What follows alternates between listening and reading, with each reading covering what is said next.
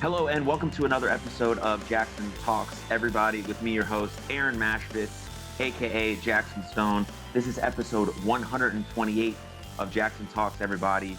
So, Dr. Robb, welcome to the show, man. Thank you. It's awesome to be here. Thank you so much for letting me come on. Yeah, I'm very excited for this conversation. And before we kind of get into the real meat and bones of the work that you do and all of that stuff, what you're an expert in, I have a very important question to ask you. It's the theme of this podcast, and I'm pretty sure you get asked it all the time on a regular basis. It's kind of like how people say hello. So, Dr. Robb, at 9 o'clock this morning, how are you doing? Like, really, how are you doing? I'm doing great. And the reason why I say that with so emphasis is so many people go, yeah, I'm good. Yeah, I'm fine. I made it my mission a long time ago to never have bad days, to always have an amazing day. Now, I have better days than others, but I'm very good on self-checking me every single day. So, yeah, my sister arrived yesterday from England and the brother-in-law, and we're all in this. My house is huge, obviously. So we're all living in here, and it's just amazing. So, yeah, fantastic today. 100%. When did you make that shift to never have bad days? Probably about 10 years ago. I'd have some good days and bad days, and I suffered from trauma. So about 10 years ago, I went back into treatment myself in 8 or 10 years ago, I can't remember, in Arizona to a place called the Meadows. And I got all my trauma sorted out. And when I came back, I said, that's it. I'm not going to worry about anything, because that was the main crux of the matter, was worrying about stuff. And I'm just going to live life, not so much one day at a time, but live life as if what's the worst can happen, which, I mean, most of us fear something that's not even happened. We never fear the past. We always fear the future. Probably 9 out of 10 times the fear never comes true. And when we face the fear, it disappears. So it took me a long time, because being homeless, I always worry about money today, and will I go broke? Have I got enough money in the bank? And it's absolutely crazy that I would ever say that. And my wife reminds me all the time. We work very hard.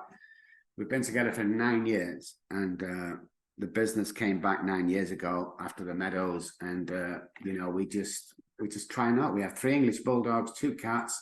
We drive the cars of our dreams. We live in a house of our dreams, and we don't carry any debt for nothing. And man, it's just awesome. And this is all based on the business that you built.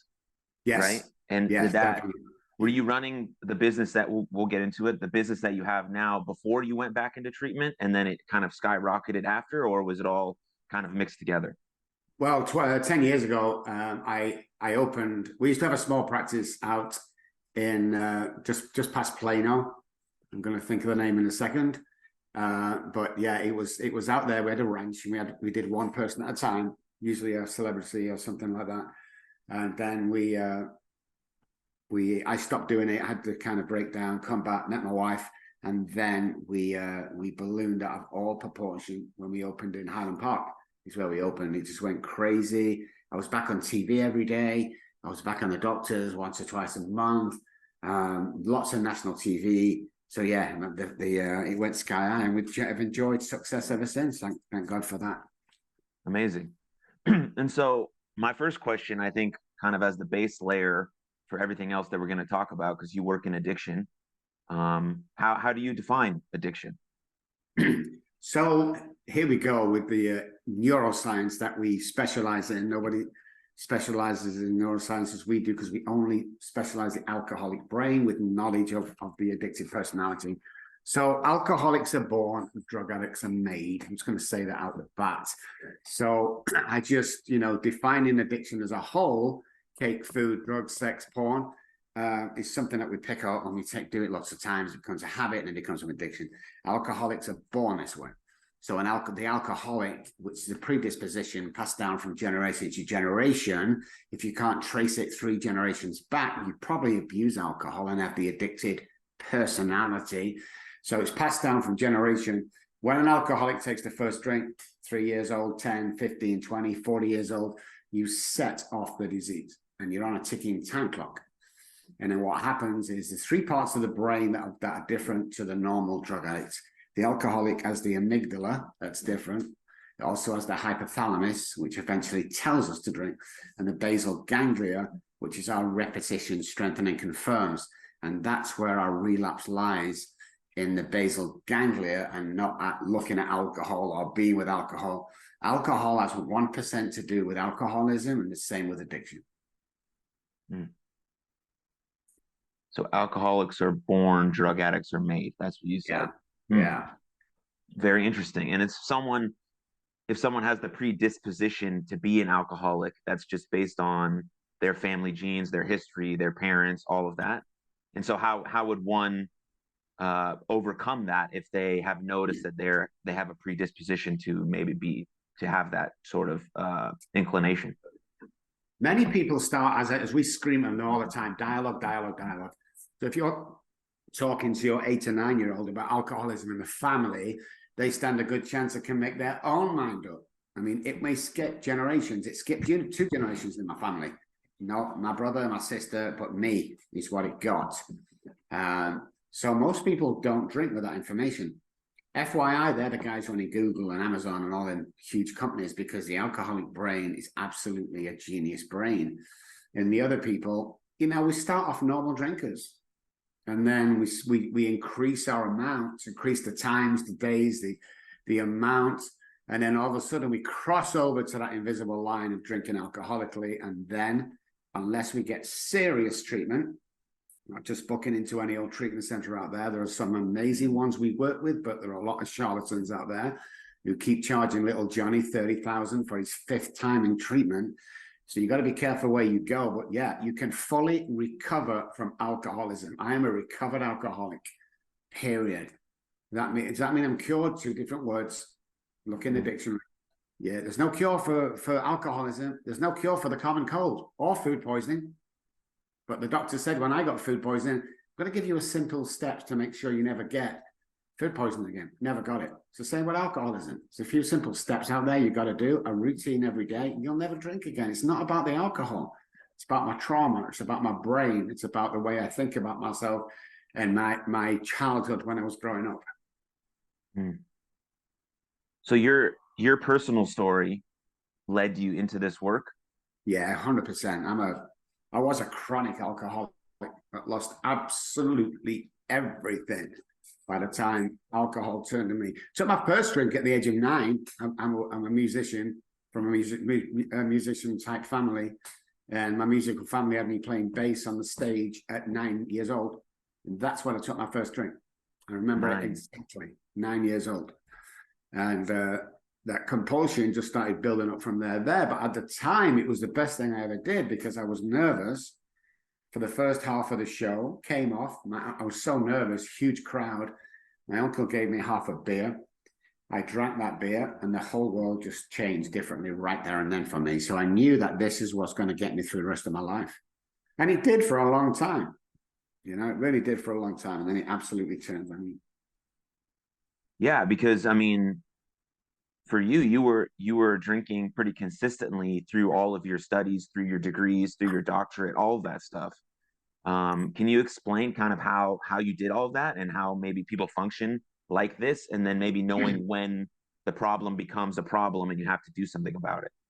Well, you get into that routine. It's not quite blackout drinking at that point. It's a case of you're still young. You can remember the days you used to get up and go out till like 3 o'clock in the morning, get up at 6, go to college or work. The older you get, the harder that is to do, believe me. So it was quite manageable, but I did like to drink in the afternoon after school and at nighttime every single day.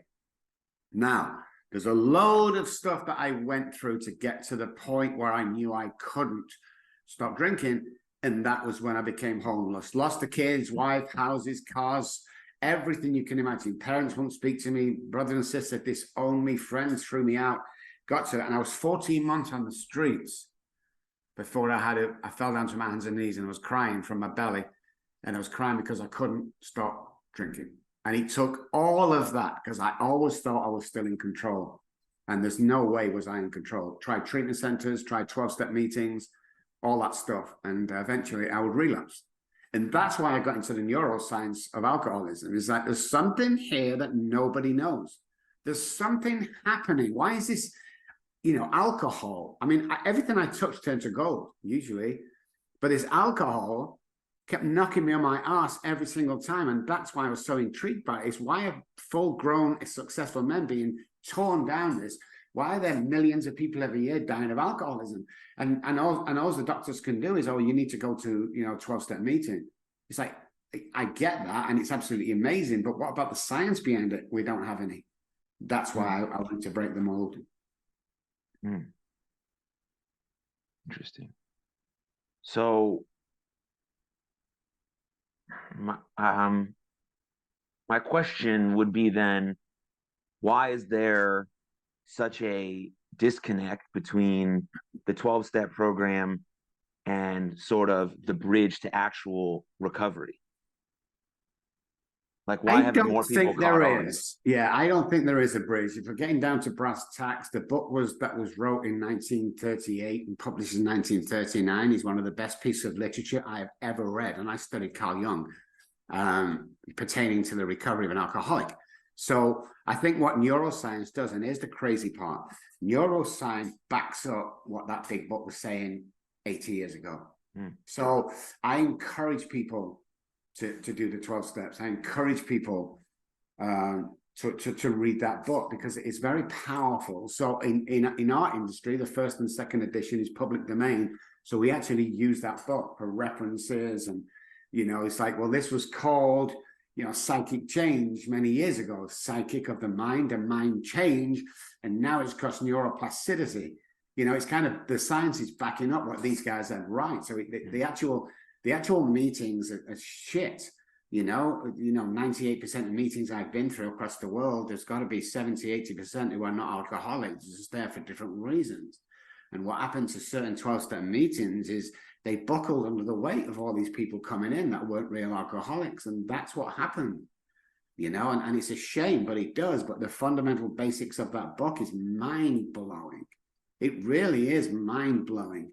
When you get into it, when you understand what they're trying to say, when you understand the wording of that book, which people don't, unless you are taught by somebody who understands that book, 12-step meetings and the book, 100% success rate. But I think what they missed out, and no fault of their own, was the deep trauma, because we only found out about trauma, which is the gateway drug, by the way. We only found out deep trauma about 5 to 10 years ago, and I was still studying it now, of how much effect this over here as a child of an alcoholic or suffering, drinking, but knowing me being alcoholic, and this here. So this is my action. Why do I always marry the girl that ends up beating me up? And you go back to your childhood and it's there, and it just exaggerates by the time you get into adult life. Once we attack that as well, it's permanent. As long as you follow the rules and do certain things every day, it's permanent recovery is what we're seeking. You have to realize that we have a 97% success rate. The nearest one to us is 12%. Now, some might say, we had a treatment center the other day, he's only been open 4 years, come and try and challenge us. I've been doing this for over 30 years with just almost 8,000 patients. We have a 97% success rate. We do a 5-year case management study on everybody that comes through the door, just so we can keep our figures right. So we think we've got it right, but we look at that book as education for us. What's happening in the brain when we feel like we still have a handle over our addiction, even though it's starting to ruin our life? Like, why are we making that judgment call? Why are we still saying that we have this under control? Because no man likes to admit that he has no control over something. And that's why it's still a dirty illness. What happens is there's two parts of the brain. The amygdala looks at all the stress and the drama and the trauma from the past. It's like overlooks everything around us. So the basal ganglia is our repetition, strength, and confirms. So if you can imagine it like a big clock, we do this every day, turns into this. We want a job, we train for the job, we do it every day, and it becomes a normal working part of the brain. Want to drive a car, same thing, driving a car. We learn how to drive it. It's very hard at the beginning. Now, all of a sudden, after certain lessons and tests and everything, we can back out the driveway, calling our mom, waving to the girlfriend, listen to radio at the same time, because it becomes part of that basal ganglia. With alcoholics, if you can imagine a clock, at about 10 till, there's a self-sabotage piece there. That's why we can go, months being sober and all of a sudden we relapse. Not one alcoholic can give you a reason why he relapsed. He can give you 1,000 excuses, but he doesn't know. Then you've got to look, while this is going on over several years, you've got to look at the hypothalamus. Now, the hypothalamus is our kind of survival, one of the survival things in the brain. For layman's terms, it tells us to eat food and drink water to survive. So we go back from birth, we look at what babies do to get food. They put their hand down the mouth or they cry because the tummy hurts. Mom knows to feed them. They know that from birth. What happens to the hypothalamus, because we're born this way, is over a period of time, that might be 20, 30, 40, 50 years, the hypothalamus on the alcoholic changes. No other addiction does it. Now, what the hypothalamus is telling me is no longer I'm a keep sobriety and relapsing, but the hypothalamus is telling me is to drink alcohol. And that's why we can go days, if not weeks, if not months without food or water, because it's telling us to drink alcohol. So when your brain's telling you to do something, you have no choice. So unless you repair all through treatment, the basal ganglia and the hypothalamus and the amygdala, which is tied into all that stuff, you are always going to relapse if you're a real alcoholic. So essentially you're getting to the root cause of everything. Yes, causes and conditions is what we talk about. Alcohol is not the problem, okay? It's not the problem when we put something in that body because we're allergic to the ethanol, not actually the alcohol. It's the ethanol alcohol that I'm allergic to. So I have that obsessive mind, and then I take the drink, and now my body gets sick, and now I take on the allergy. Once them two things are going, it's impossible for me to stop unless I pass out, go to jail, or end up in hospital or dead. It's impossible in full-blown alcoholism. We just can't do it. So, yeah, what's the causes and conditions? What's the root cause of this? And the root cause is always trauma, always where it starts. So you might be drinking already before all the trauma, but the trauma is the one that gets you because we don't know. We just didn't know enough about trauma. We thought trauma 5-10 years ago was, I was never in a plane crash, so I haven't got trauma. Trauma has to be defined in each individual. It differs. Trauma for somebody might be the loss of a mom. Trauma for somebody else might be a plane crash. You might not be that bad with mom dying. Other is words. My mom said to me one day, you'll never go to college because you're not as clever as your brother. That devastated me. That was one of the reasons why I gave up on life and went to the streets. What's the fucking point? Everyone thinks I'm a loser. That's trauma. So when we go back to childhood, anything less than nurturing as a child is child abuse, especially when it comes to alcoholics. Get them off that chair, you stupid idiot. How many times have it all sits in the subconscious brain for years and years and years. And when it comes to fruition is when you're going to go for that girl, that house, that car, that job. And all of a sudden, mom or dad's voice or caregiver will come on saying, you're a waste of time. Why should you bother? When the internal dialogue grabs hold of that, all bets are off. You're not going to do anything with your life, and you're probably going to commit suicide or drink yourself to death. So it's all just a very deep and real response to the things that happen in our life. 100%. Yeah. 100%.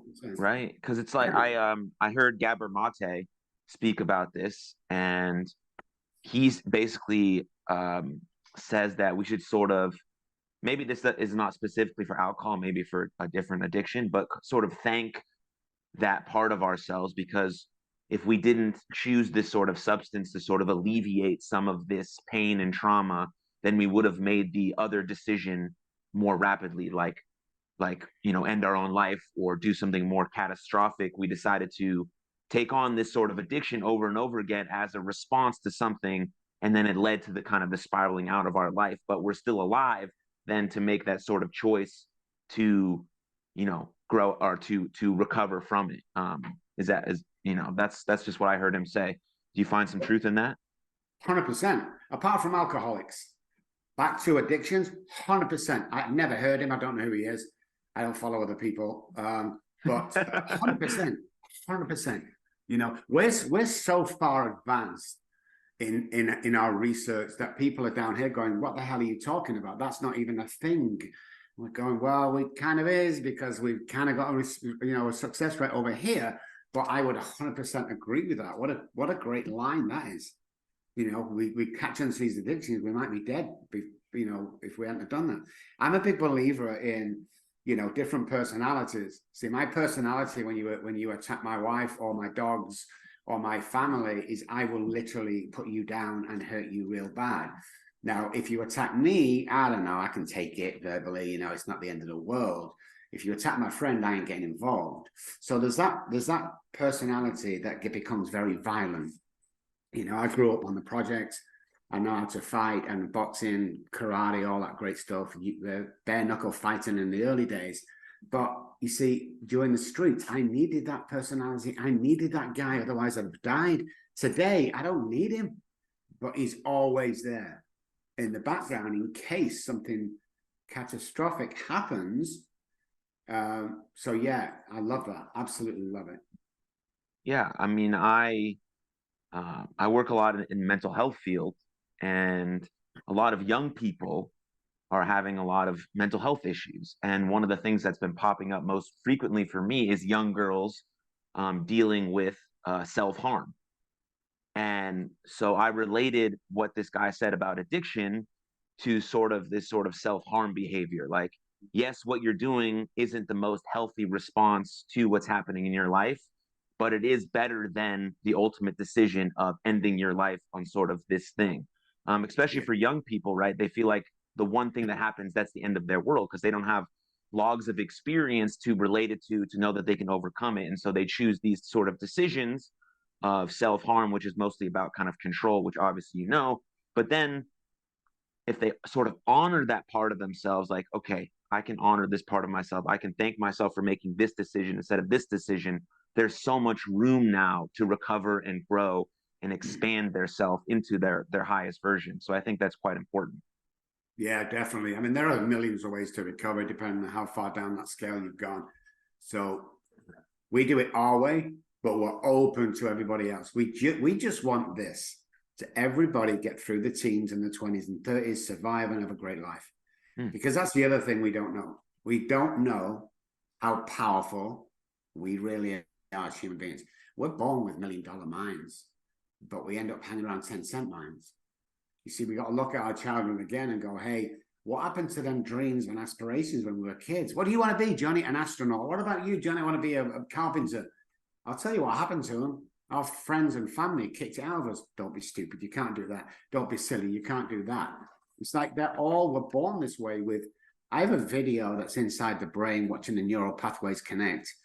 And the one it's connecting to, all neural pathways in the head for self, care, for wealth, for health, for great life is already there in the brain. The idea is to connect it. That's all it is. You have to start a neural pathway from new when you learn to drive, when you start a new job, you want to fly a plane. But when it comes to health and looking after and succeeding, they're already there. We just need to connect them. And that's what we do. We connect them neural pathways. Everybody can have a life beyond their wildest dreams if they only realized how powerful they are. And that's one of my sayings to my patients is if we could swap places for 3 minutes right now, all your problems would be over because you don't see what the world sees. You only see what you've been told by your caregivers. So if you're a piece of crap, you're not as good looking as the kid next door, that becomes our core belief. And trauma revolves around that. And as we grow up, we think we're not good enough. So if you sat at home, guys, and watching this or listening to it, and you feel you're no good, you feel you're not going to amount to anything, you'll never achieve anything, I want to apologize to you guys because somebody's put that there. You can do anything. Quantum physics tells us we can do anything that we want to do if we can vision it. And that's what we need to do. Vision it, walk over and take the position. Don't be crawling or begging for anything in your life. Stand up, realize who you are, get out there and take what you want. Be kind to people, be loving to people, compliment 3 people every day, and get on with life, man. It's amazing. Join us. It's amazing. It is amazing. I 100% agree with you. Yeah, when you start to realize your own power Yeah. in a very real sense, life becomes incredible. So I have another, I don't know if it's a question, but just like a statement. You hear a lot of times, well, I hear a lot, especially on social media, that addiction is a choice. What are your feelings and thoughts on that statement? When it comes to drug addiction and stuff like that, what we found is, 94% of people on heroin started in the doctor's office on pain meds. That's just the way it is from our practices around the world. You said 94%? Yes. Wow. They all come in, started on pain pills. Nobody walks out for the first time ever and goes, hey, I think I'll try heroin. There's something leading to that. And with pain meds, there's going to be some big lawsuits in the future, next 10 to 20 years, but that's for another conversation. Alcoholism is not a choice. Now, listen, guys, carefully. So drug addiction in the early days, the pain pills from the doctor, if you only knew the knowledge about that, then you wouldn't get addicted to it. That's my personal, professional opinion. But alcohol and drug addicts show up the same. So that's where you got to be careful. Alcoholics who are born into an alcoholic family have the predisposition, do not have a choice over alcohol except in the first few years when they go, you know something, I know we're alcoholics, I'm not going to drink anymore. Great decision. But once we cross over that line, you do not have a choice. Your choices have been taken away from you. All your brain is telling you, hypothalamus, is to drink alcohol and screw any other consequences that might happen from that. That's the difference. So at a certain point, yes, but after the hypothalamus changes, we do not have a choice. No chance. Virtually impossible for us to stop once we start. And that's where obviously getting help, having some sort of intervention comes into play, allowing someone to take you on the sort of journey of becoming recovered. Yeah, you can't recover yourself, guys. I'm sorry, but you can't. You just can't. And if treatment centers, if you're going in 2 or 3 times to the same treatment center, neither can they. There's a way to get to where you need to be. But you've got to be smart about this, guys. Don't waste your money to some treatment center or therapist who doesn't know what he's talking about. You have to do your research on these things. But yeah, dialogue is always best. I always tell people, and moms are always asking, what do we do? Dialogue. Start dialogue. If you're at home, you're going through some stuff, start dialogue with your wife, your best friend, your brother. Start that dialogue. Get it out in the open. If you say to somebody, do you think I have a drink problem? You have a drink problem. Okay? They have to realize that. It's not the end of the world. It can be managed. What I have is that daily reprieve. Reprieve means a stay of execution. That's the daily thing that I do. It's one day at a time. It's not a 12-step thing. It's a religious thing. And we found out lately that certain parts of the brain reset every 24 hours. So really, we only have today. Fear is based on the past, not the future.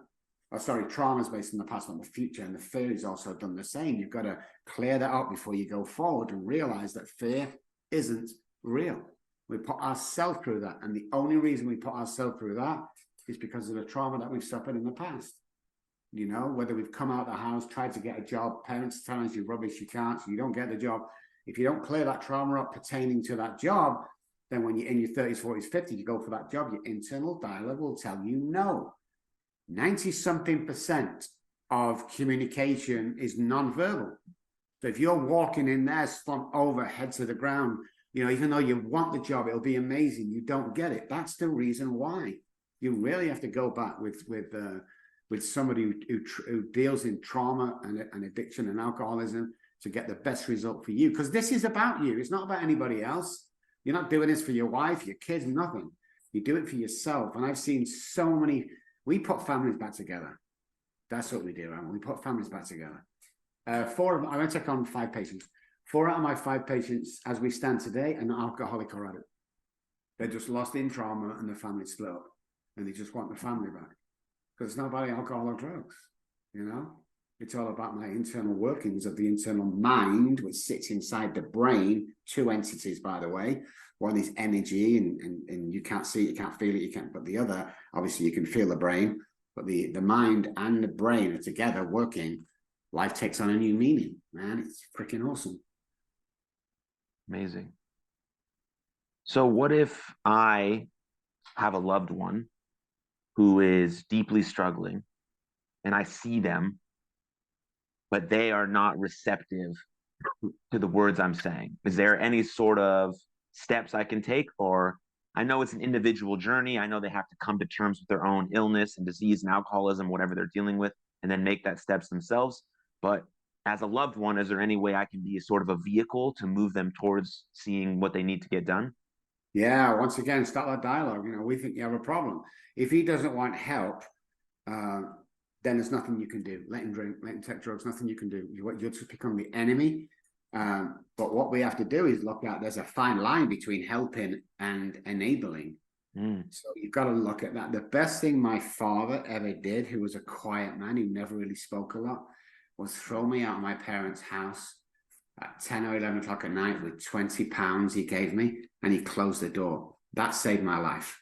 If he would have carried on letting me stay in the house, this is after the marriage broke up, if he carried on letting me stay there and started to enable, they would have found me dead one day in the bedroom. Then whose fault is it? Well, it's kind of both people's fault. The person for enabling the guy, and the guy obviously taking advantage and dying of alcoholism, or addiction. So you've got to be really careful. But dialogue, education, education, education. That's what it's all about. There's too many people suffering from addiction out there. There's too many people dying. We did some research in Richardson Hospital. You'll know where that is. Absolutely. And we were allowed to go out every Friday, Saturday night for about a month, I think it was, five weeks. And then what we did is we monitored everybody coming in, and roughly 90% of people coming through the ER door on a Friday and Saturday night had alcohol or drugs inside their body. Out of that 90%, 70% had it really bad, where they were unconscious when they came in. So, and 10% of them people died during the time we were there, but they didn't go down as alcohol or drug addiction, especially alcohol. You know, someone suffering from cirrhosis and they die, it goes down as liver failure. It does not go down as alcoholic death. It's the same thing when somebody drinks dry and you find out it's a chronic alcoholic that's been trying to struggle for years. It doesn't go down as alcohol death. It goes down as a car crash, and so on and so on. So the actual figures that we're getting for addiction as a whole are far way lower than you could ever imagine. And people want to question that. And I go, hey, listen, next time you go out and you meet people anywhere and you start talking about addiction, every single person will say, oh, my brother, oh, my cousin, oh, my auntie suffers from addiction. Everybody knows somebody who suffers from addiction. And if they don't, it's probably them. Do you think that they frame those certain deaths that way to keep the numbers lower, so people assume there's not a biggest problem as there is? This is my opinion, not research. Yes, I do. 100%. How much tax did the government take on alcohol? It's huge. Absolutely huge. If alcohol came out today, it will be banned instantly because of the poison that goes into the body and the deaths that occur from that poison. So yeah, 100% agree with that one. I have an interesting story to tell you, Rob, based on this. So I stopped drinking alcohol in January. I drank like any normal person. I'm 30 years old. I started drinking when I was 18 in college. You know, whatever, right? So I had about 10 years of drinking, and it was just a normal thing that I did like kind of anyone else. And then at the beginning of this year, I decided I was going to stop drinking. I just didn't need it anymore. I wasn't really a casual drinker. I wanted to be more productive, feel more healthy, have more time and space to do sort of other things. So I just decided to stop drinking. And anytime I go out with my friends or to a bar or with my girlfriend who still drinks occasionally, and people ask me if I want to drink, I say, no, no, thanks, I don't drink. And the looks that you get simply from that statement, Rob, are unbelievable. I've never been looked at with such, I want to use the word disgust before, right? Because people assume, one, you stop drinking because you had a serious issue, but they don't ever ask because they're scared what the answer might be. And then they just like the conversation, they're just like, oh. Yeah. It's very strange because alcohol is extremely dangerous, obviously, extremely addictive. But it's the most readily available drug, and it's the most one that people use most often. And when you say you don't drink anymore, people just assume the kind of the worst. And it's been a very interesting experiment for me over the last like 11 months, kind of experience some of those things. But also on a positive note, I feel amazing. And I encourage anyone to sort of do that. If you're feeling like you want to be more productive, have more time, be more healthy, all of these things. So just wanted to share that story. Yeah, I mean, if you think you have a drink problem, try coming off for a year. That'll soon tell you if you can. If you've relapsed, then obviously. But there's the joke I used to hear many years ago, and it's so true. The guy goes in the bar and his friend says, "Do you want a drink?" And he says, "No, I'm an alcoholic." And his friend said, "What did you say?" He said, "Oh, I'm a mass murderer." He said, "Thank God for that. For a second, I thought you said you were an alcoholic." Because that's how we're treated, you know? Mm-hmm. So, yeah, it's crazy out there. People don't understand. I say more education. I do so many seminars around the world free of charge just to educate people. You know, we're great with moms and, you know, parents of or the spouse of the alcoholic, addict, or trauma victim, because we speak to them 100 times a day if need be, free of charge. We just, my team will spend hours on the phone guiding them. You know, we don't sell any business. You have to earn our business, and very few do. You know, they're not ready as we want them to be ready. So what we do is we offer free advice to people around them because they have to protect themselves. It's like we will not take if a family comes to us and mom, a dad, and two children. The dad comes on board, obviously. The wife has to come on board for 2 days a week. We see the alcoholic every day for 90 days for an hour a day. The wife has to come on board for 2 days a week. Anybody over the age of 18 in the house has to come on board for 2 days a week. Otherwise, we won't take them because it's a family disease and it's a family recovery as well. But we get the wives all the time saying, well, it's nothing to do with me. This is his problem. And usually it's got to the state when they get to us that's really bad. And my therapists say to her, they go, hey, you've got your own trauma. I haven't got any trauma. Well, can you explain why your husband's been beating you in front of your children and you've allowed this to go on and not left the house? Everybody has trauma. Everybody. So it needs to get everybody in the same page. You know, there's no point in treating the alcoholic with the family. We often say this, there's two houses here. This is where the family who's the alcoholic's drinking, let's say they speak Japanese. Somebody takes them out, sticks them in treatment. Now they're going to speak English. Okay. So after he's finished speaking English, because his recovery has its own language, we take him out and we put him back in a house that speaks Japanese. Have a guess what's going to happen? He's going to start speaking Japanese again, because there's no other way of doing it. Show me your friends and I'll show you your future. You have to surround yourself by 2, 3, 4 guys who are on the same wavelength. I lived in Dallas for a long time, as we spoke before about it.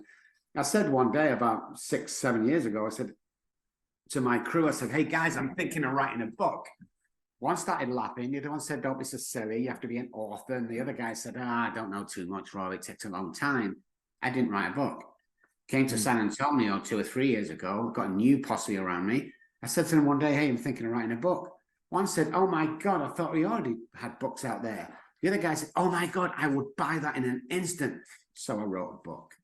You know, going back to the bar situation, it's the people you surround yourself with, you know, especially when you start looking better and you start, you know, feeling better, they get jealous. There's a new generation right now that are coming away from alcohol and drugs, new generation that go vegan or they don't eat this and don't eat that and don't put sugar in the body. I love it. There's a swarm, but the bubble will burst in about 2 years' time from the effect, if not 3 years' time, from the effect of COVID with the isolation. What do you mean by that? The bubble will burst. The worst thing you can do to any person is to isolate them. Mm-hmm. Most people on death row, by the time they get to the chair or needle, are partially insane because they've never spoke to anybody. You know, it's the same thing with any kind of isolation.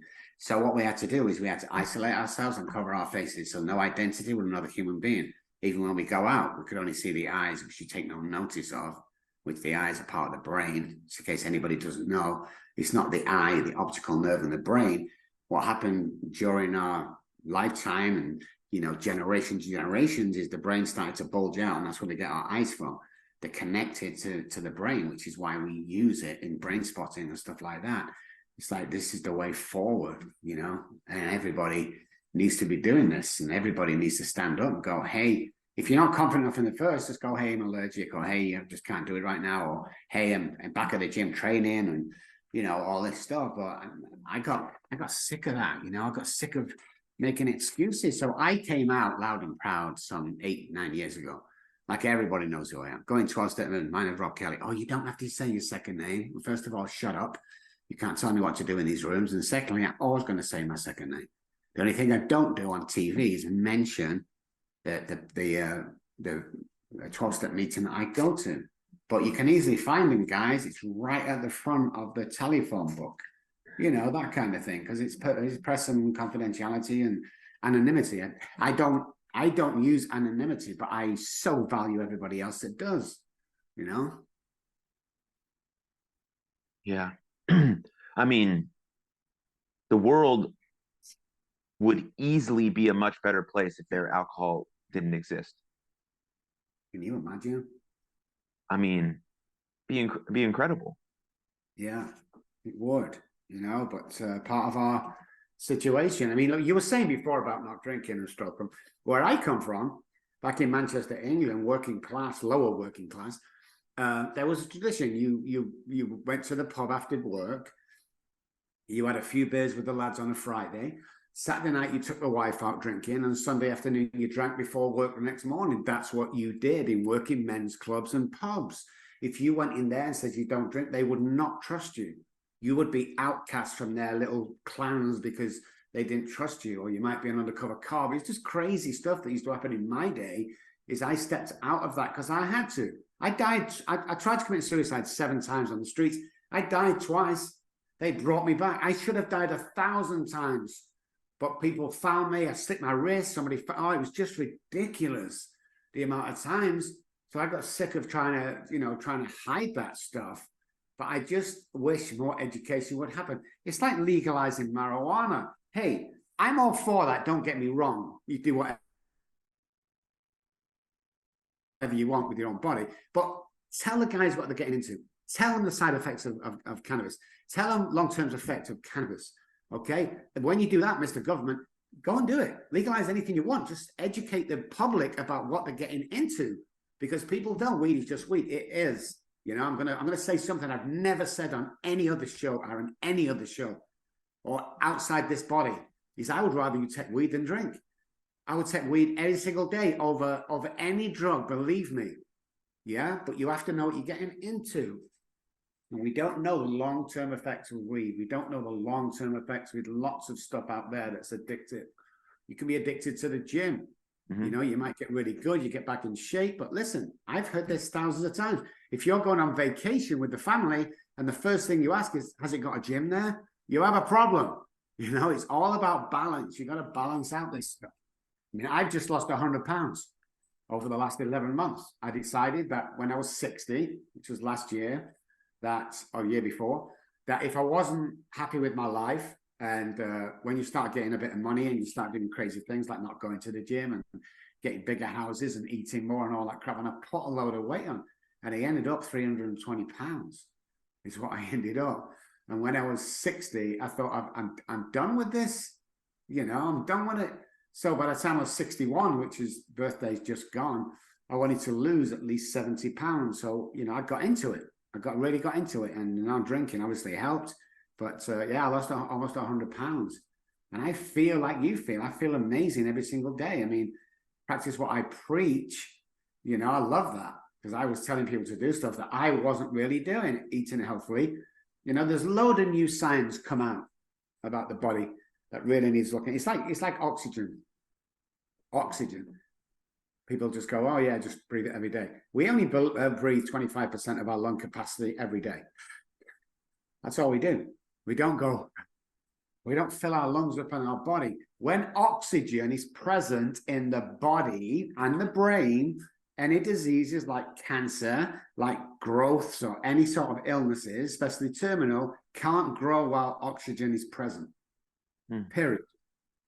Most of us live in a hypoxic state, which means our body lacks oxygen. That's why we get ill. We eat certain things as a child, dispositions, we get cancer. A lot of that can be prevented by diet and oxygen as we're growing up, but nobody knows. Nobody knows about the new latest research of what we need to do. We don't eat raw foods anymore. When we go to the supermarket, we go straight in the middle. We're shopping around, tins this, tins that, because it's cheaper. I'm the biggest culprit in the world. you should always shop if you're eating healthily from the walls of any supermarket. Go to the walls, the outside, find all the fresh stuff to eat, more raw materials. Your life, you probably had about 4 or 5 years to your life when you start doing stuff like that. It's all processed food. It's all fats and I'm trying to think of the other word that we can't get into. I can't remember it right now, but trans fats, and then there's oil that we take every single day. It's every kind of food, and it's just crazy bad for us, man. Yeah, I agree. It's really about, at least for, trying to become the best version of yourself, it's about building a foundation, right? And all of what you're talking about is basically about, sleeping well, moving well, eating well, and thinking well. And thinking well encompasses a lot of things. It encompasses your breathing, your gratitude, how you think about yourself, self-talk, all that stuff. So you can pretty much boil down everything you do in your life to 4 things. And if you just focus on eating well, moving well, sleeping well, and thinking well, you're going to do and feel incredible. And then other stuff outside of that, sort of relationships, who you want to be, a partner, your job, your purpose, your career, kind of come from those foundational pieces. And if we as a society and a culture were to endorse and those things, all of us would then take some personal responsibility over our lives, and everything then would become better throughout that. And I think that's really important. 100%. I love that. There's 4 chemicals in the brain that need to happen every day for us to be happy. If only 3 happen, we're not happy. We get depressed. The endorphins, which is the gym, move around for 20 minutes, do something. Dopamine, when I say thank you to somebody or compliment somebody, dopamine's made in my head and produced, in my head. I love that. It's like the reward system, pleasure, whenever I give pleasure to somebody, or vice versa, kind, that'll set up your dopamine. The serotonin is your social belonging, and the oxytocin is the cuddling hormone. Cuddle people, get intimate with people, not sex necessarily, just get intimate with friends and stuff like that. So what happens usually is 3 out of them chemicals can happen if you're living right. I talked about COVID. The serotonin is our social belonging and sunlight. Okay, so what happens when you get depressed? You go to the doctor, you say, I'm depressed, doctor, can you do anything about it? He says, yeah, I'll give you an SSR, a slow release of serotonin. You start taking that for a few weeks and months, you're back to normal-ish, and you go on throughout your life taking them. Why isn't anybody asking, why the hell is your serotonin low in the first place? I'll tell you why. The pharmaceuticals run your life and everybody else's life. They run the country. If they can't give you a pill or a 30-day stay somewhere, they don't want to know. And that's one of the biggest tasks we've been going through, is that they don't want to know. They'd rather stick somebody in treatment for $30,000 a month than bang them on drugs. There's a famous rehab center not far from you that bring people in at a crazy price, like $70,000 a month. And then what they do is they start giving them these drugs for antidepressants and not drinking and take this. Then they end up staying 6 months. Then they talk them into a 12-month stay. Very unethical. We would never do that. So you've got to look at your surroundings, look at what you're taking in your body. Why not live life to the full? Alcoholics and addicts get 2 lives in one lifetime. Why would you mess the second one up? I didn't. I don't care. Well, I signed $1 million deal on the medical center in Highland Park for offices. My friend said, how do you sleep at night time? What the fuck can they do to me that I haven't done to myself? What? I'm not scared of anything. What are they going to do? Take the office off me? Big deal. You have to start living this life, man. Even if you're not an alcoholic, you have to start looking at your life. Can I do better? The answer is 100% can. The only difference between you and the guy at that top of the office, CEO, and a $200,000 a year, is he believed he could do it, and you don't, And the trauma is playing into it, that you're not good enough, never tall enough, thin enough, blonde enough, or rich enough. It's false. It's not true. These ideas are blown into the working class people that I can't do that. Well, you grow up, and my dad used to dig roads with a gas board, put the big pipes down. That was my future. I didn't want that. There's no way did I want that. I wanted something else. And after addiction sorted it out, and I came out and had a spiritual awakening and got on my feet again, I shot for the stars every single time.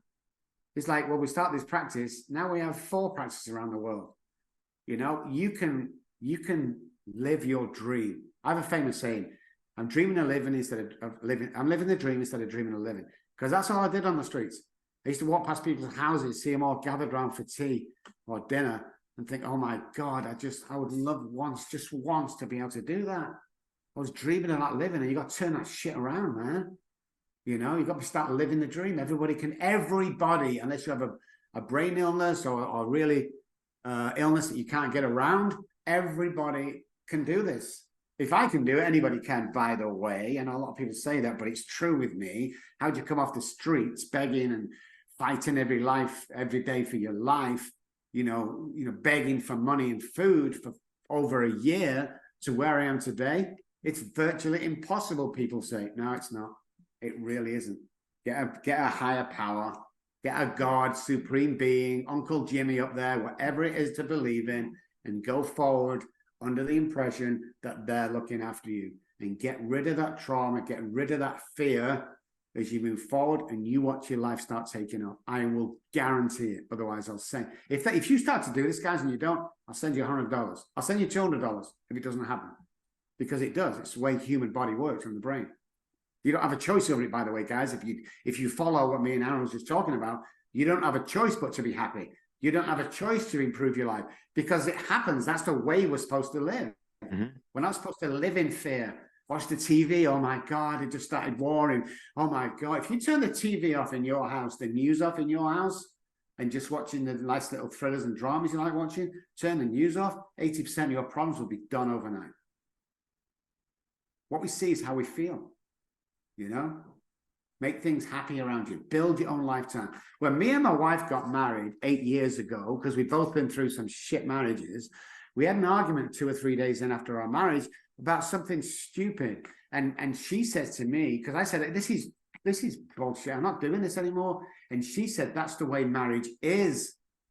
And I said, says who?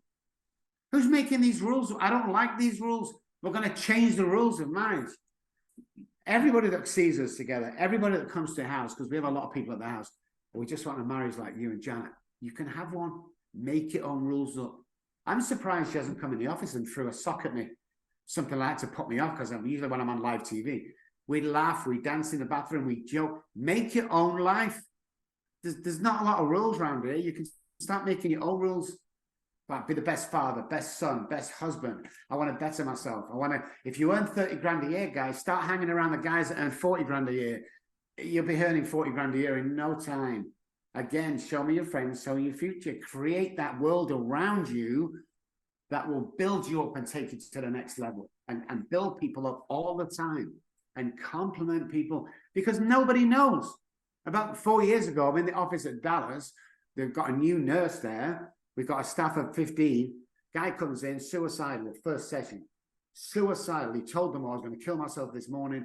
He came in with me, went out, and one of the nurses says, oh my God. See what Dr. Kelly did? That guy was suicidal. He came in, he's skipping out, he's waving to everybody, he's hugging the receptionist. Dr. Kelly's amazing. And the other nurse says, I know. Have you told him that? Oh, no, I mean, he knows. Obviously, nobody knows. Nobody knows. You have to tell people that they're good. We don't know, guys. Like our journey, what we do, Aaron. Sometimes it's lonely. Mm-hmm. Sometimes it's like, I'm not going to do this podcast anymore because nothing's happening. I'm not helping anybody. 4 people tuned in yesterday. It's very disheartening. Them 4 people, one of them might got something out of it. Out of that mm-hmm. one person, the girl who was listening at work might go home in a great mood. Now the husband's in a great mood. Now the mother-in-law calls, and because them two are in a good mood, now the mother-in-law's in a good mood.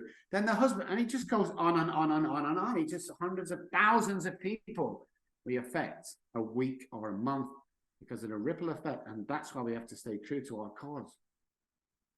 Yes, everything compounds and aggregates. Everything. So that's why when we have these sort of conversations, or someone says that you matter, it's much deeper than you might ever realize. It's much deeper than you might ever realize. How many things you interact with, how many people you touch, and that can be in a good or a bad way. So we want to strive to try and make that positive impact. Now, not every day is a good day or whatever. Some things happen, right? But you can sort of have this ability to overcome and be resilient through those things by having this sort of mindset about you. that I matter deeply. I have a worth about me. Every interaction is important. Everything I do has downstream effects and it compounds and aggregates. And I don't know who I'm affecting in a deep, deep way. And it's especially true for this podcast, like you mentioned, right? This is episode 128. And, we have a much larger viewership than I did at episode one. And it's incredible because all I did was this. I just wanted to be consistent. That was my only goal. Release an episode every Tuesday and see where it takes you. Yeah. Because no other time in my life do I get to have an uninterrupted conversation, right? Correct. Me and you, that's it. Yep. We've never met before. Now we know each other. The phones are away. This conversation is meaningful and impactful for me. Yeah. And that's the beauty of it all. And all the people listening, there's you never know what a kind word does to somebody. If you're in a bill of pairing with people, try this next time, guys, when you're out, if you don't believe me. Find somebody. Sneakers are always great because it's an easy look. Find somebody coming towards you who has nice sneakers on, even if you don't. Go, hey, man, nice sneakers. He'll go, oh, thank you, man. And then when he walks past you, turn around and watch him. He'll look down at your sneakers 2 or 3 times walking away. Nice sneakers, 2 words, 5 seconds, 1 second, whatever it is, you just change his life. Because you never know. Everybody goes through their own shit every single day. So it's a true story. There was a guy in California who wanted to kill himself. And his idea was he'd walk to the Golden Gate Bridge and he'd throw himself off. And one day he decided that was it. And he went and he got to the Golden Gate Bridge and he threw himself off and he died. And the police got him out, got his address, went back to his apartment to find out what's going on. When they got into the apartment, they found a suicide note on the kitchen table. And it read this: I'm going to go and kill myself and throw myself off the bridge unless somebody says hi, hello, comments, or starts talking to me on the way. Nobody did. Nobody's dropped in their own shit. If one person, that could be you guys, or hey, buddy, have a great day, or how's your day? Hey, nod, whatever it is, you don't know how it affects it. And in my experience, it's huge. Absolutely huge. The amount of times I've gone into a 12-step meeting and somebody's been there, and after the meeting, they come over and they said to me, hey, Rod, do you remember me? I go, to be honest, buddy, I don't. Well, it was like 7 years ago. I was in here and you said something to me and it was crazy what you said. And you looked at me when you said it. I had no idea. I looked at him, but I said it, in a share that I was doing. He told me he was going to go home, get a gun and blow his head off. But because he heard what I said, and I happened to glance at him around the room, he thought I made eye contact and was speaking just to him. That guy was now 6 years sober. He has a family, he has a couple of kids and a great job. That's how important it is to say something. When I go into an elevator is the only place in the world where 10 people can be in there all looking in a different direction and nobody's saying anything. Yeah. I'm that annoying guy that comes in. Is everyone good? Oh, yeah. Is everyone on a great day? Yeah, oh, awesome. And I compliment and I walk out. That's what life's about. When you start doing that, watch your own life take off. Everybody's a leader and everybody needs a leader, especially these days. If you're listening to this podcast, and I'm telling you guys, it's not a coincidence. As I laugh when I say that because for several years I thought it was. There's a reason why you're listening or watching this podcast, because I'm speaking to you. Yeah, Mrs. whatever your name is, going timid to work every day thinking nobody notices you. They do. Most of them want to be you. Most of them like the way you dress. Most of them want to say kind things, but they don't know how to because they've got their own trauma going on. There's 2 kinds of people in this world. Those that love you for who you are and those that want to be you. Period. That's it. Everybody can be the one that everybody wants to be like. You have to know your worth. People all the time, Aaron, call me up. Counselors, therapists, doctors. Rob, how much should I charge you an hour? My answer is always the same. How much are you worth? And they go quiet. They go, well, how much do you charge, Rob? Oh, I charge between $650 and $1,000 an hour. Wow, that's a lot of money. It's what I'm worth. Right. Period. Now, we obviously, when people come into our we have a sliding scale. I've worked with people as always, $150, but $650 to $1,000 is my rate, and because I'm worth that. You're worth this at home, guys. If you're working for somewhere that's paying you $8.99 an hour and you want better, take steps to do it. Don't think that this is your lot in life. This isn't your lot in life. I don't care where you are and what you're doing. This is not your lot. You can have much better. You can, if you want a miracle to happen, like getting hold of your son, take steps to do that.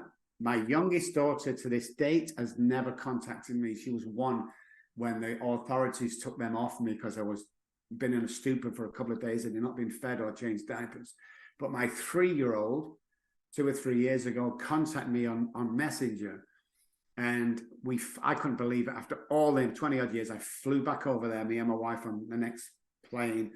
We got outside the door. She opened the door. I was so nervous. I was crying. We hugged. We sobbed. Then she said, I've got something to show you. And she called me Dad.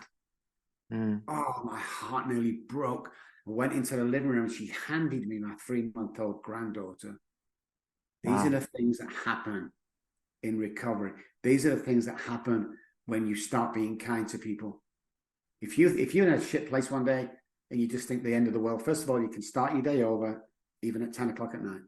Just stop, pause, and say, I start my day over now. Your day will instantly change. Second thing is really important is keep a rubber band on your wrist. Any crazy thoughts, self-sabotaging, negative thoughts, snap that band on your wrist. It'll reset neural pathways in the central nervous system. And 3, believe. Believe God, the universe, Uncle Jimmy up there wants something better for you. Because while you're wallowing in your own crap, sat at home, thinking, can I, should I? Oh, it's not, time's not ready yet. You'll never be ready, by the way. Somebody else is dying because of the kind words you should say to me in 2 months' time that God's put in front of you or something. And we set it on thinking we don't mean anything. Every single person means something. Every single person can change the world. I only work with people that are going to change the world. If you're not changing the world, what are you doing? You might as well go drink, take drugs, and see what happens. But listen, we have to change the world in our own way. That's what life's about. Life has to have a meaning. You have to have a purpose. Get a nice routine in your day. Make sure you compliment people. Do your mirror work. Do all this great stuff to build yourself up and believe it. It's simple steps. Believe it, because you've had glimpses of success in your life, and the only reason why you didn't continue is because of the trauma from childhood. It always self-sabotage. You always mess it up for whatever reason. Like when I used to date a girl, I never dated girls, by the way. I took hostages. I want to make that clear from the outset. But if things were going too well, I would self-sabotage you.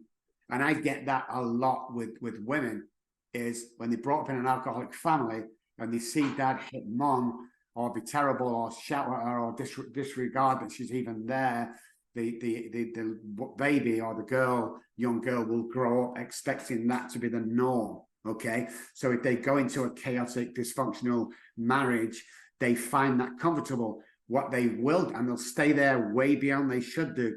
But what happens is if they find a decent guy who, can give her love and protection, she will self-sabotage that because it doesn't feel right. And the way I explain that is, there was a young girl snatched off the streets in Manchester in the 80s, early 80s, blonde hair, blue eyes, schoolgirl, 17 years old. And there was a huge manhunt for her and they couldn't find her. So they obviously backed off the manhunt, and one person had it in the cold case files. She was presumed dead. About 9 months after the incident, a police officer in a car was following another car down the road with a broken signal light indicator. So he pulled him over. And back in the day, because he had no, iPhones or anything, so they used to find out, go, hey, what's in the boot or the trunk? And if you say it's a hammer and a pair of shoes and a coat, and it's probably your car, and on you would go. So he opened the trunk of the car and he found stolen screwdriver. Just one stolen screwdriver, had the price still on, no receipt. So the lads go back to the house, no search warrant. Sure enough, there were lawnmowers, there was drills that he'd been stealing every week. And just before they left, they saw a huge box in the corner, 12 foot wide by 4 foot high, big padlock on. And they said, we know you've got more stolen stuff in there. So they smashed the lock off, they opened it, and there was the 17-year-old girl that snatched up the street. She was alive, she was beaten, she was battered. He used to take her out every day, abuse her, restroom, food, and put her back in the box several times a day. The policewoman took her coat off, leant down, held the woman as she stepped, or the girl, teenager, stepped over the box, and she put a coat round her and said, everything's going to be okay. What's the first thing she did? She got back in the box. Wow. That's how our mind works. We go back to that painful, safe place that becomes a safe place, even if it's violent, even if it's, derogatory, even if we get back in the freaking box. That's the way our mind works. We have to get rid of that box, smash it down, make sure we never get back in. But that's our relapse. That's our trauma, is we always get back in that box. And unless you get out of it, smash it up and walk on, do your work, you will always be in that box. Because you go to dysfunctional families, man. It's phenomenal how many traits we pick up from our parents or caregivers. Like I have, I don't know, 70, 80, 90 pair of sneakers. Okay. And I never thought about it. I just, I like them sneakers. Buy them. When you start getting, a little bit of money in your bank, go buy these. Anyway, over the years, I've collected. So I have a therapist every week that I see just for my own sanity. And she says, it was just general conversation. She says, how many, I have some nice sneakers. Every day you come in new sneakers. I said, yeah, I've got like 80 pairs or something. She went, interesting. And I was like, no, I just buy them. I just buy them from, the stores, thinking, oh shit, what's she going to tell me? And she's telling childhood, what for sneakers or shoes did you wear when you were childhood? So I said, oh, my mom and dad could only afford shoes twice a year. And if holes were in the bottom of the shoes, she used to cut round a cardboard box and slip the cutout into the shoe. So my sock would cardboard then shoe. But on the way to school with the snow, they used to cold and snow, the cardboard would obviously melt. And my socks had holes in as well. And he said, how many times did you do that? I said, I did it every day for about a year. We only got shoes twice a year. And then she said to me, does your mom and dad go out to the pub, the bars any time to just to relax? I said, oh yeah, every Friday and Saturday night they go out. And this is what she says to me. She says, does your mom and dad go out and spend all that money with holes in their socks and shoes? Well, I just started crying. Mm-hmm. I was like, she said, that's child abuse, Rob. They could afford to go out every night drinking, but they couldn't afford to buy shoes for you. That's why you have 80 pairs of sneakers. Everything we do as a child comes out in our adult life. And to put the two together is almost impossible without a third party pointing that out to you, which I thought was really interesting. Very interesting. Yeah.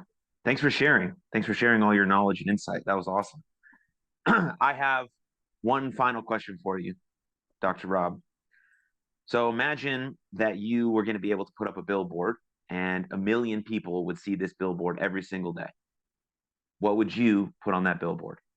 Empowered people empower people. Fantastic. I just got it top of my head. That was a great question. That's a brilliant question. Yeah, definitely. I would love to see that every day on my drive to wherever I'm going. Yeah, me too. That's awesome. Yeah, fantastic. I'm going to make that. I'm going to do that one day, and I'm going to send you a photograph of it. let's put it up in Plano. There we go. Yes. Awesome. But I want to touch on one last thing before I let you go. You do a special thing with your book that I think is really important to touch on. So why don't you tell people about that? So we have a book for sale. It's what my daughter said to me last time I saw her as a child was, Daddy, please stop drinking. So it's on the website. Go in and buy it. It's great to read, great to pass on. If you don't like it for whatever reason, text me or find me or call the company. I'll send you $9 back. Just pass it on to somebody else. That's the deal that we do. We also, the only company in the world that offer a money-back guarantee whilst following our program if you relapse after our program. So that's what we do. And the other thing I want to do, because people love this, the few times I've done it, is guys, if you're sat at home and you're in that place that me and Aaron have been speaking about, the low place and the suicide thoughts and everything, here's my personal phone number, 214-600-0210. Always text first. And here's the offer. If you text me, I will call you back, obviously. I'm very busy, but I will call you back. And I will give you a 10-minute pep talk that will change your life. You see, that phone number comes to me, not my assistants, not the front desk, it comes to me. And if I don't change your life in 10-minute pep talk, I will also send you $100 and thank you for your time. After the years I've been doing that, not one person has asked for the $100 because all you need is a third party telling you the truth about yourself and it will change. Amazing. Amazing. Well, thank you, Dr. Robb, for the person you are, the work you're doing, the space you're holding for people. Thanks for joining me. I loved it. I love this conversation. And so you have a beautiful website that people can go to find out everything you're doing. That website will be linked in the show notes and in the email and on the website. And thank you, Dr. Robb. Really appreciate it. And thanks everyone for listening or watching. Please subscribe on YouTube, Spotify, or Apple. But most importantly, take the biggest idea you heard from today and go do the work, put it into your life, be the person you're capable of being. Lots of love, and we'll see you next time. Cheers.